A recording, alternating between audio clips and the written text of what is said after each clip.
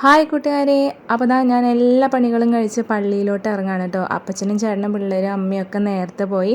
കടലാസ് പൂവ് ഉണ്ടാക്കിയിട്ടുള്ളത് കാരണം കൊണ്ട് പിണ്ടിമേ ഇപ്പോൾ കൊടി കുത്തിയിട്ടില്ല, മഴ പെയ്യുന്നു വിചാരിച്ചിട്ട് കുത്താണ്ടിരുന്നതാട്ടോ. അപ്പോൾ ഇതാണ് നമ്മുടെ മെയിൻ റോഡിലെ ലൈറ്റ് അറേഞ്ച്മെൻറ്റ്. അപ്പോൾ സംഭവം അടിപൊളിയായിട്ടില്ലേ.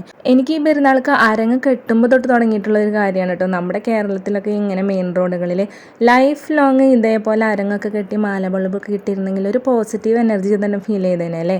അപ്പോൾ ആ പള്ളിയിലെത്തിയപ്പോൾ നമ്മുടെ ബെസ്റ്റ് ഫ്രണ്ടായ ജിജിമോളെ കണ്ടു. അപ്പോൾ അവളായിട്ട് പറഞ്ഞൊരു വീഡിയോ എടുത്തതാണ്. അപ്പോൾ അവളുടെ മോനാണിത്. അവനാണെങ്കിൽ ഒരു ഉറക്കത്തിൻ്റെ മൂഡിലായിരുന്നു. അപ്പോൾ ഇതാണ് നമ്മളുടെ പള്ളിയിലെ ലൈറ്റ് അറേഞ്ച്മെൻറ്റ്. അടിപൊളിയായിരുന്നു. ഇപ്രാവശ്യം സിമ്പിളായിരുന്നു കേട്ടോ. ആ ലൈറ്റുകളുടെ അവിടെയൊക്കെ ശരിക്കും മാല ബൾബൊക്കെ ആയിരുന്നു പണ്ട്. ഇപ്പോൾ ഈ ഒരു രീതിയിലാണ് ഒരുവിധം എല്ലാ പള്ളികളിലും കാണുന്നത്. ഇത് തേങ്ങാവിളക്ക് കത്തിക്കുന്നതാട്ടോ. ഇതിൻ്റെ ഐതിഹ്യം ഇവിടെ എഴുതി കൊടുത്തിട്ടുണ്ട്. പിന്നെ ഇതാണ് പള്ളിയിലെ ലൈറ്റ് അറേഞ്ച്മെൻറ്റും. പിണ്ടി കുത്തിയിരിക്കുന്നു. പിണ്ടി അടിപൊളിയാണ് കേട്ടോ കാണാനായിട്ട്.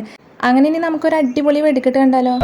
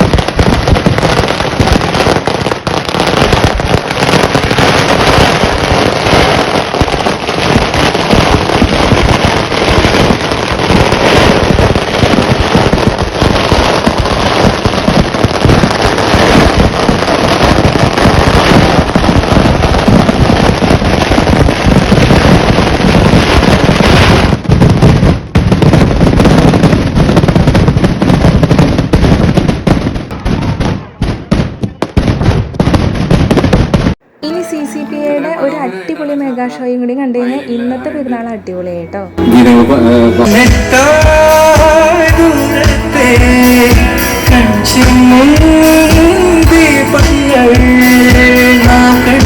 സ്വപ്നങ്ങൾ